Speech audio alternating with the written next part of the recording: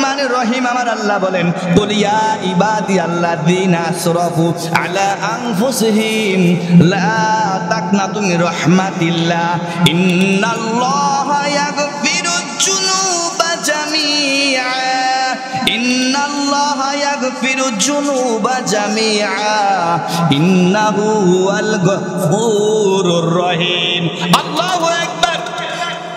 ডাক দিয়ে বলেন যুবক রে, আমার আল্লাহ হইল রহমান রহিম। আমার আল্লাহ বলেন কি জানো? আমার আল্লাহ বলেন বান্দা যদি গুনাহ করতে করতে তামা তামা করে ফেলে, আমার আল্লাহ গুনাহ মাফ করে দেওয়ার জন্য বসে আছে। আমার আল্লাহ রহিম, আমার আল্লাহ গফফার। ও যুবক, গুনার জন্য তওবা করো। যুবক বলেন না হুজুর, আল্লাহ আমারে মাফ করব না, আল্লাহ আমারে মাফ করব না। না না যুবক, তুমি আল্লাহর কাছে কাঁদো। আমার আল্লাহ এত রহমতের আল্লাহ,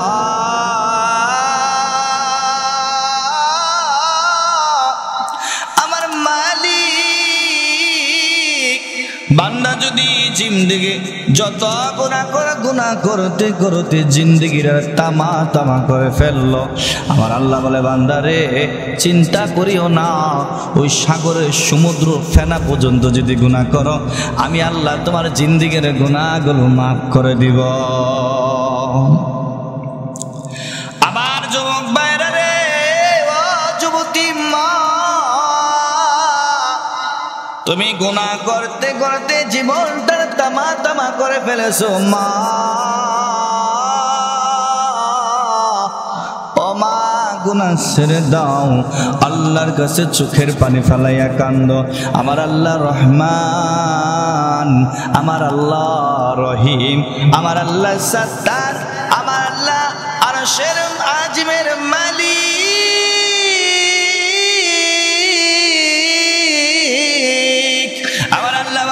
قل يا عبادي الذين أسرفوا على أنفسهم لا تقنطوا من رحمة الله إن الله يغفر الذنوب جميعا إنه هو الغفور الرحيم। আমার আল্লাহ বলে গুনাহ করতে করতে সাগর পর্যন্ত করে ফেলেছ, গুনাহ করতে করতে তোমার জীবনটাকে শেষ করে দিয়েছ। আমি আল্লাহ রহমান, আমি আল্লাহ রহিম, তোমার জিন্দেগির গুনাহগুলো মাফ করে দেওয়ার জন্য বসে আছি। যুবক রে, আসো ভাই আসো, সব কিছু ছেড়ে দিয়ে তাহাজ্জুদ নামাজের ভিতর পড়ে যাও রে যুবক। আজকে তুমি গুনার ভিতর পড়ে আসো, সারা রাত মোবাইল টিপাও, আল্লাহকে সাজদা দাও না। আমার আল্লাহ আসমান থেকে ডাক দিয়ে বলতেছেন, এই তোর জন্য আমি এত সুন্দর করে তৈরি করলাম, সব এত সুন্দর দেহ তৈরি করলাম, আমি আল্লাহর সাথে বেঈমানি করো কেন? বেঈমানি করো রে বান্দা, বেঈমানি করিস না। আজ যদি মারা যাস কাল হবে দুদিন। শুনে রাখ, আমি আল্লাহর সাথে বেঈমানি করে কেউ কিন্তু থাকতে পারে নাই। ফেরআউন আমার সাথে বেঈমানি করেছেন, উচিত শিক্ষা দিয়েছি। নমরুদ আমার সাথে বেঈমানি করেছে, উচিত শিক্ষা দিয়েছি। ও বান্দা, এখনো সময় আছে, আমি আল্লাহর পথে চলে আসো, আমি আল্লাহর বিধি বিধান গুলো মানো। আল্লাহর বিধি বিধান মানতেই হবে। পৃথিবীতে যেই প্রান্তে যাই আজরাইল টান দিয়ে ধরে রাখবে, পৃথিবীর কোনো প্রান্তে যেয়ে কেউ বাঁচাতে পারবে না।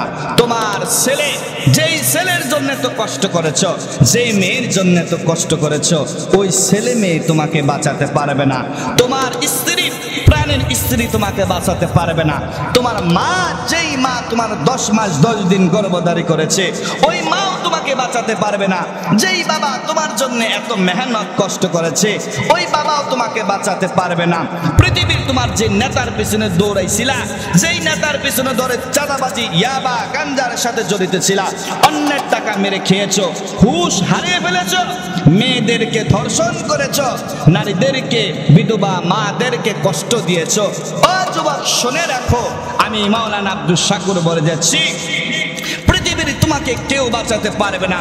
তুমি সমুদ্রের নিচেও যদি যাও, আজরাইল সেখান থেকেও তোমাকে ধরবে। বাঁচানোর মতন ক্ষমতা পৃথিবীর কোনো মানুষের নাই। তোমার ধরা দিতে হবে আল্লাহর দরবারে। আমার যুবক ভাইয়েরা, গভীর মনোযোগ দিয়ে শুনবে।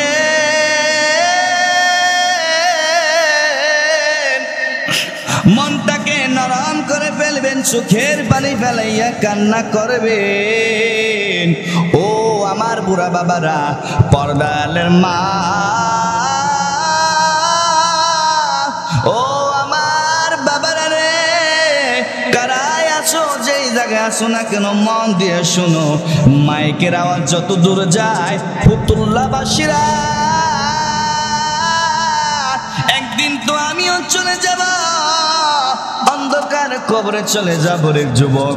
ও আমার বুড়া বাবারা, ও আমার মায়েরা, একদিন আমিও চলে যাব, তুমিও চলে যাইবা। তুমি কি দেখো নাই তোমার বান্ধবী একসাথে পড়াশোনা করেছো, দুনিয়া থেকে বিদায় হয়ে গিয়েছে,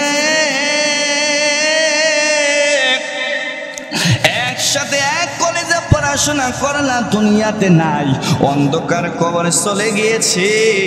বন্ধু একসাথে চলাফেরা করেছে, নাই নাই, আজকে বন্ধু নাই, অন্ধকার কবরে চলে গিয়েছে। আহারে খেলার সাথী, একসাথে খেলাধুলা করেছ, এক জায়গায় খাবার খেয়েছ, ওই ঈদের দিন নামাজ পড়তে গিয়েছ, কত আনন্দ করেছ। আজকে তোমার সে বন্ধু হুন্ডা অ্যাক্সিডেন্ট করে মারা গিয়েছে। যুবক রে, গভীর মন দিয়া শুনবা, রাত অনেক হয়ে গিয়েছে রে যুবক। আমি তোদেরকে আদেশমূলক কিছু কথা বলে যাই। আমিও তো একদিন চলে যাব, আমিও তো একটি সন্তানের, একটি মায়ের সন্তান। আমারও তো আল্লাহর ভয় আছে দিলের ভিতরে, আল্লাহর ভয় সবসময় করে। কত জায়গায় যাই, মাহফিলে যাই, আহারে যদি ওই গাড়ি অ্যাক্সিডেন্ট করে মরে যায়। কিছুদিন আগে ওই ডেঙ্গু আক্রান্ত হইয়া, ডেঙ্গু রোগে জ্বর হইয়া একজন কোরআনের হাফেজ বিশ্ব জয় করেছিলেন, দুনিয়া থেকে চলে গিয়েছে। আরে ওই কবর অনেক কঠিন কবরের যুবক, ও মা, ও যুবতী মা গো, সব ছেড়ে দাও, আল্লাহর পথে আসো। আমার নবী মুহাম্মদুর রাসূলুল্লাহ সাল্লাল্লাহু আলাইহি সাল্লামের কাছে একজন যুবক যায়, চোখের পানি ফেলাইয়া কান্না করে। কিরে যুবক, কান্না করো, কি হয়েছে? ডাক দিয়ে বলে, হুজুর,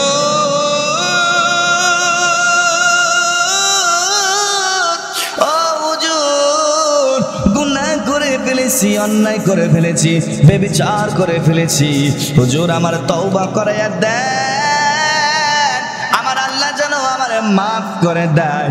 ওই কবর না হইলে আমার জন্য কঠিন হয়ে যাবে। আমার নবী হাসতে হাসতে বলতেছেন, ও যুবক, আমার আল্লাহ রহমান, আমার আল্লাহ রহিম, গুনাহ মাফ করে দেওয়ার জন্য বসে আছে। তওবা করো, তওবার মতন চোখের পানি ফেলাইয়া কান্না করো। ওই নামাজের যায় না, মাঝের মসলা সেজদার ভিতরে মালিকের কাছে কান্না করো, আল্লাহ তোমার মাফ করে দিবে, জিন্দেগীর সব গুনাহ মাফ করে দিবে। যুবক বলে, হুজুর, আল্লাহ আমার মাফ করব না, আল্লাহ আমার ক্ষমা করব না।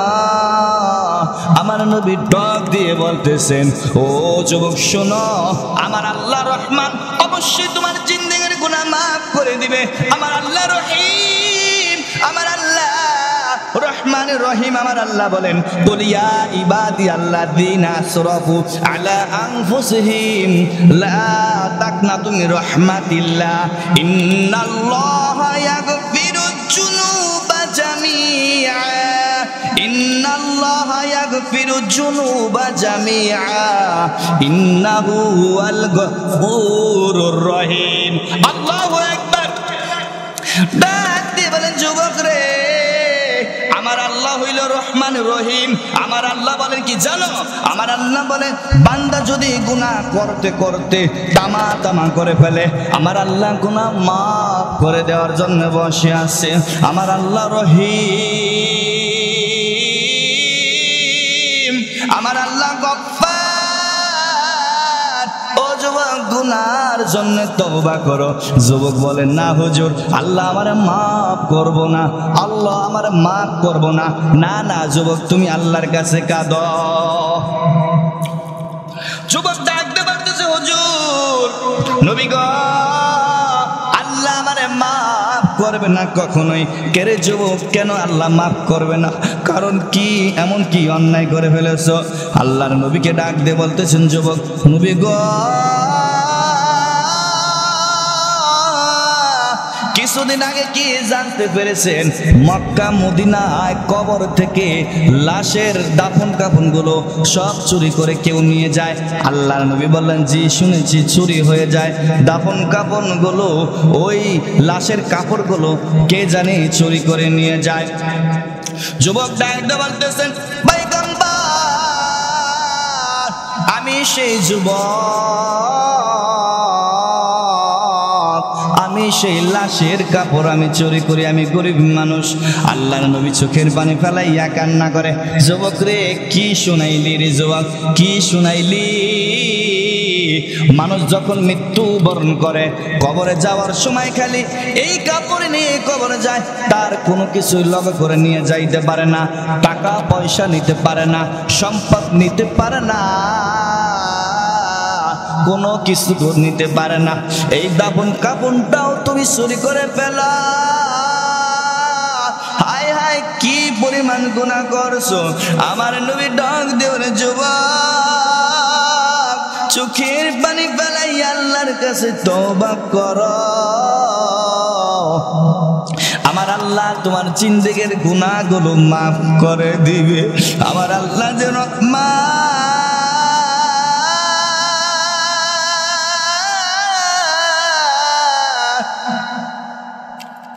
যুবক কান্দের বলে, হুজুর, আল্লাহ আমার মাফ করবো না, আমারে মাফ করবো না। রে যুবক, কেন রে যুবক, কেন আল্লাহ মাফ করবো না? তওবা করে মাফ করে দেব। হুজুর,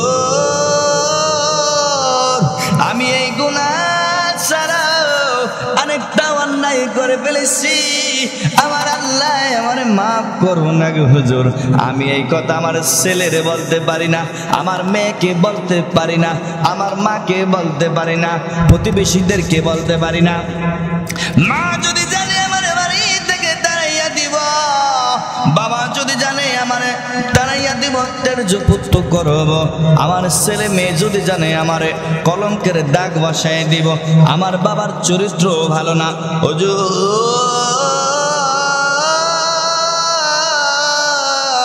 এই কথা একমাত্র আপনারে বলছি, আমার আল্লাহ কি আমার মাফ করবো নি? যুবক, কি গুনাহ করে ফেলেছ হুজুর? কিছুদিন আগে একজন সুন্দরী নারী দুনিয়া থেকে বিদায় হয়ে গিয়েছে হুজুর, আমি অনেক খুশি হয়ে গিয়েছি। ওই যুবতী মারা গিয়েছে। ও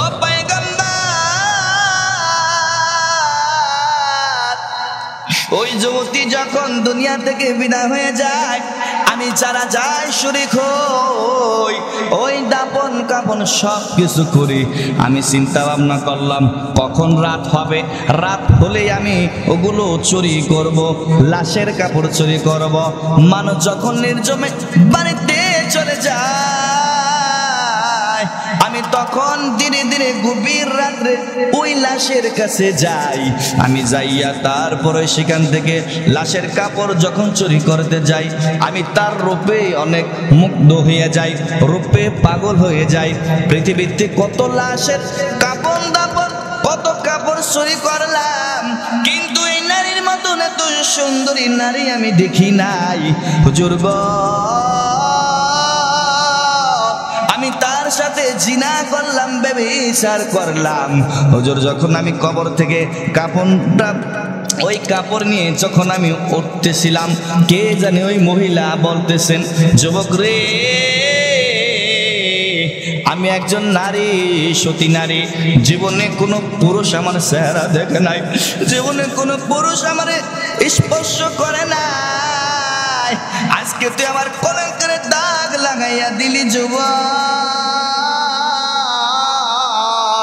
গুনাহ করে ফেললি।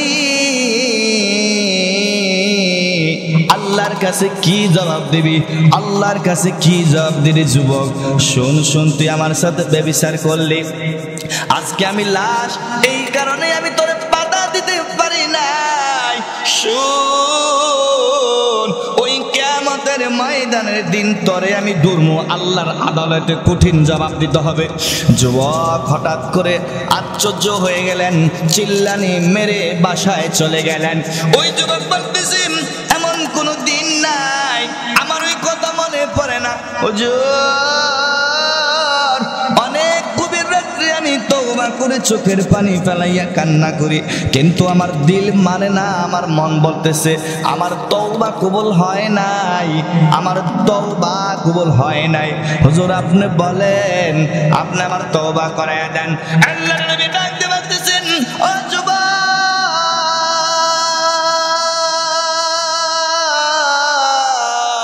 তোমার তওবা কেমনে কবুল করব? তুমি এমন একটা অন্যায় করছো, এমন একটা ব্যভিচার করছো, আমার আল্লাহ তোমার মাফ করবো নি জানি না। যুবক রে, তুমি আমার দরবার থেকে এখনই এই মুহূর্তে চলে যাও, যাও যাও চলে যাও, আমার এই দরবারে তোমার জায়গা নাই, তোমার মতন পাপীর আমার দরবার, এই দরবারে জায়গা নাই। যুবক কান্না করে, নবী গো, আমার তাড়াইয়া দিয়েন না, পয়গম্বর আপনি তো দয়ার সাগর, মায়ার সাগর, আজকে যদি আপনি আমার তাড়াইয়া দেন কার কাছে যাব? হুজুর আপনি তো রাহমাতাল লিল আলামিন, সমস্ত কিছু সমাধান করেন। আল্লাহ আপনার কথা শুনে, আল্লাহ আপনার কথা ফালাইয়া দেয় না। ও রাহমাতাল লিল আলামিন, আল্লাহর কাছে একটু দোয়া করেন, আল্লাহ যেন আমার জিন্দেগীর গুনাহ মাফ করে দেয়। না না, আমার দরবার থেকে চলে যা, তোর গুনাহ আল্লাহ মাফ করবে না, তোর মতন পাপী আমার কাছে থাকা দরকার নাই। যুবক একটা দূর মাইরা জঙ্গলে চলে গেল, নির্জনে চলে গেল, কান্না করে, মালিক তুমি কি আমার মাফ করবা না? গভীর রজনীতে কান্না করে ওই যুবক সেজদায় পড়ে চোখের পানি ফেলাইয়া কান্না করে, মালিক তুমি কি আমার মাফ করবা না? গালিচাগুলো ভেঙে গিয়েছে, গালিচা ভেঙে গিয়েছেন, গা হয়ে গিয়েছেন, পায়ের ভিতর গা হয়েছেন, হাতের ভিতর গা হয়ে গিয়েছেন, পোক ধরে গিয়েছেন, একবার চিকন হয়ে গেছেন, না খেতে না খেতে চোখের পানি ফেলাইয়া কান্না করে, আল্লাহ তুমি ওর মাফ করবা না? আমি জিনা করে ফেলেছি, অন্যায় করে ফেলেছি গো আল্লাহ, তুমি যদি আমার মাফ না করো, পৃথিবীর কোন মানুষ আমার মাফ করব? এইভাবে চোখের পানি ফেলাইয়া কান্না করে, কানতে কানতে গাইবি আওয়াজ এসে বলে, ও যুবক মাথা উঁচা করো, আমার আল্লাহ তোমার জিন্দেগীর গুনাহগুলো মাফ করে দিয়েছে, আমার আল্লাহ রহমান, আমার আল্লাহ রহিম, তোমার জিন্দেগীর গুনাহ মাফ করে দিয়েছে। যাও যাও বিশ্ব নবীর দরবারে চলে যাও। এবার যুবক আল্লাহর নবীর দরবারে যায় বলতেছেন, নবী গো আমার তওবা করাইয়া দেন, আমার মনে হয় আমার মালিক আমার তওবা কবুল করেছে। যুবকের কথা শুনিয়া আল্লাহর নবী বলে, যুবক রে, আমার দরবার কেন আসছো? যেই অন্যায় করেছো, যেই ব্যভিচার করেছো, তোমার কোনো ক্ষমা নাই, আল্লাহ তোমার নামে কোনো ওহী এখনো নাজিল করে নাই, যাও যাও আমার দরবারতে চলে যাও। আর তুমি পাগল করতে পারবা না রে বিবি, সাবধান বিবি, আমি জান্নাতের আশা করি, আমি শহীদ হয়ে যাব, শাহাদাত বরণ করব। আল্লাহর নবী বিশ্ব নবী মুহাম্মদুর রাসূলুল্লাহ সাল্লাল্লাহু আলাইহি সাল্লামের কাছে চলে গেলেন। হুযাইফা যুদ্ধের ভিতর যুদ্ধ করা শুরু করলেন। হযরত হুযাইফা রাদিয়াল্লাহু তাআলা আনহু দুনিয়া থেকে বিদায় হয়ে গেলেন। জোরে জোরে বলি সুবহানাল্লাহ।